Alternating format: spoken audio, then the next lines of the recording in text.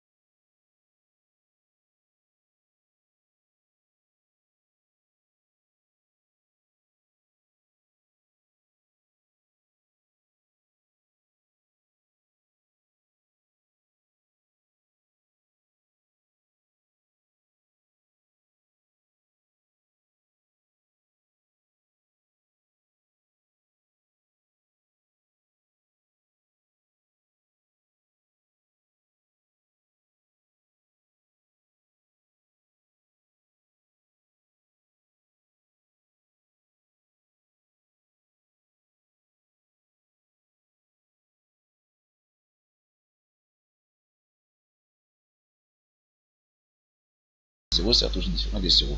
Alors au cas contraire, il sera toujours égal à 0. Alors du moins qu'on ajoute une valeur et puis le 0 viendra se répéter à la suite derrière cette valeur. Dans l'exemple que je viens de vous donner ici, je peux cliquer sur 5 par exemple et puis cliquer autant de fois sur 0. Alors maintenant, dans le cas où nous souhaitons maintenant placer un point, voilà, c'est ici je n'obtiens pas de point, la virgule. Alors nous allons faire cela pour ajouter le point. Ici, dans ce bouton, vous allez voir la condition, on va changer. Dans ce bouton, le point, je dis si pas, donc si pas dans les champs, dans les champs saisis valeur, point, donc ajoute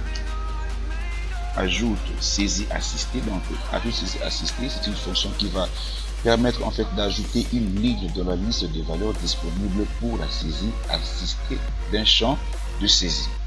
Donc vous allez voir dans le petit exemple que je vais donner dans le cas pratique, saisie ajoute saisie assistée. Ici je passe en paramètre la valeur qui sera ajoutée, donc sur le point qui est considéré comme la virgule.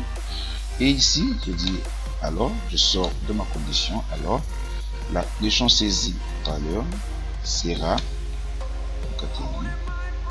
de ce point. Alors je peux exécuter le projet, nous allons voir 9 et je clique sur ce point, j'obtiens 3, je n'obtiens plus le point.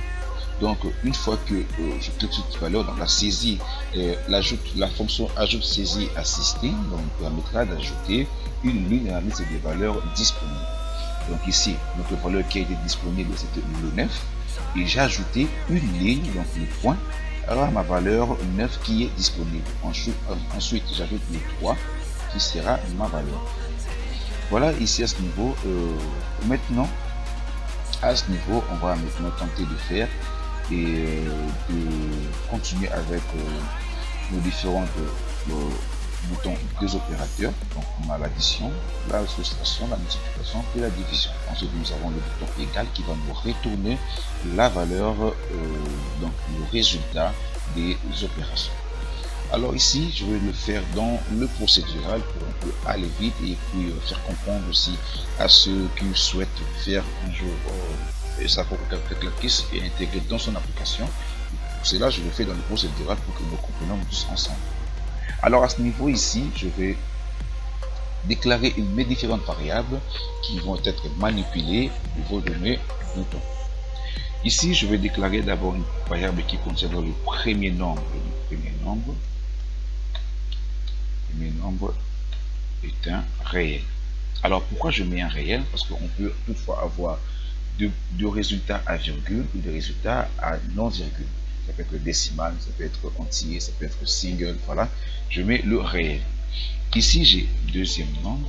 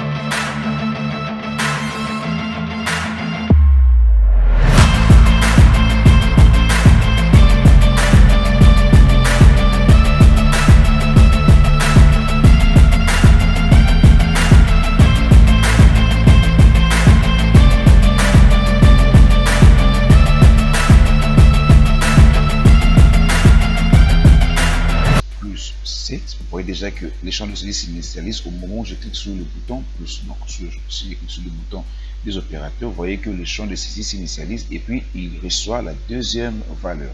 Donc une fois cliqué maintenant sur ce bouton, on aimerait maintenant avoir la valeur qui est ici, qui sera affichée, donc retournée dans le champ de saisie.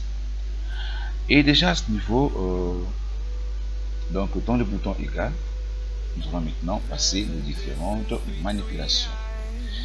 Ici, dans le bouton égal, je dis si opération sélectionnée est vrai, donc il était déclaré comme booléen, alors, je vais cliquer, alors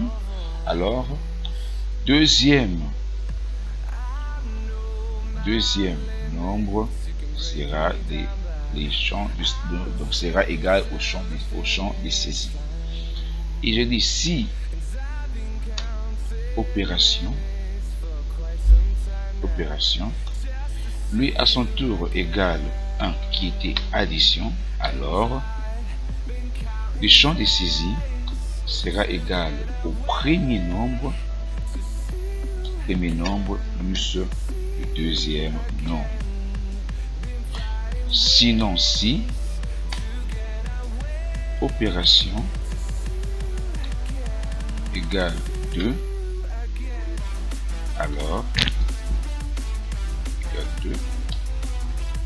alors le champ de saisie sera égal au premier nombre, donc c'était la soustraction moins le deuxième nombre. Et je passe ensuite à la multiplication. Sinon, si opération égale 3, alors le champ de saisie, lui à son tour, sera égal au premier nombre multiplié par le deuxième nombre. Et ensuite, nous passons maintenant à la division. Sachant qu'à la division, on n'aimerait pas avoir, peut-être qu'on dit par exemple 0 divisé par 0 ou 0 divisé par un tel nombre pour obtenir un tel nombre. Alors nous allons bloquer, dans ces cas, nous allons bloquer l'accès. Nous allons dire que si par exemple on saisit une valeur et que le deuxième nombre par exemple reçoit la valeur 0, et si le premier nombre avait déjà sa valeur et que le deuxième nombre reçoit la valeur 0, automatiquement, si l'opération ne peut pas être résolue, automatiquement l'erreur sera renvoyée. Alors ici à ce niveau, je dis sinon si deuxième nombre égale 0, alors si le deuxième nombre, si la variable deuxième nombre reçoit la valeur 0, alors le champ de saisie sera égal au message erreur de valeur. Ok, alors sinon, si ce sera maintenant l'inverse de cela, nous allons maintenant saisir, donc le champ de saisie recevra le premier nombre divisé par le deuxième nombre. Alors déjà à ce niveau, je pense que le compte est bon. Nous allons exécuter et puis tester le programme. Je vais initialiser à ce niveau. On va voir à ce niveau. Je dis 7 plus 7, j'obtiens la valeur 14. Je peux essayer ici 7 plus 7, j'obtiens 14. Et je dis 14 divisé par 9, j'obtiens 1,5. Là j'ai dit 14 divisé par 9, j'obtiens 1,556. Vous voyez que j'obtiens parce que la même valeur, donc, et celui qui s'est affiché ici. Je dis cette valeur ici, je vais multiplier par 100. J'obtiens ceci. Là aussi, même chose, je multiplie par 100. J'obtiens cela. Et maintenant, nous allons voir ici, lorsque je dis 0 divisé par 0, j'obtiens résulte une indéfinie. Donc voilà, le résultat est indéfini. Donc, ici, j'obtiens le message malgré en anglais. Et lorsque je répète la même chose ici, 0 divisé par 0, j'obtiens le message erreur de valeur. Alors, vous voyez que la calculatrice fonctionne bel et bien dans ce niveau. Oh tiens, j'ai oublié de faire ce résultat. Lorsque je dis 12, pardon, c'est ici, 12,6 multiplié par 100 égale 860. Là, j'ai dit aussi 12,6 multiplié par 100. J'obtiens donc 1,860, pardon. Vous voyez que la calculatrice ici et ici n'obtient pas la même valeur parce que ici, on doit, donc vu que c'est le décimal, on doit ajouter un point pour bien équilibrer le nombre. Alors ici, j'obtiens presque la même valeur. Si je dis 800, je dis divisé par 100, j'obtiens 12,6. Lorsque je divise ce nombre par 100, j'obtiens 12,6. Alors, mon cher abonné, je ne sais pas si cela vous a aidé et vous a fait comprendre comment développer une petite calculatrice en WinDev. Donc, je voulais faire cette astuce pour vous montrer comment procéder et comment procéder à résoudre cet exercice pour faire une calculatrice simple avec WinDev. Alors si cela vous a plu, n'hésitez pas à vous abonner, à liker et à activer la cloche de notification pour ne pas rater de prochaines vidéos. Alors sur ce, je vous dis à très bientôt pour de nouvelles épisodes. Allez, ciao.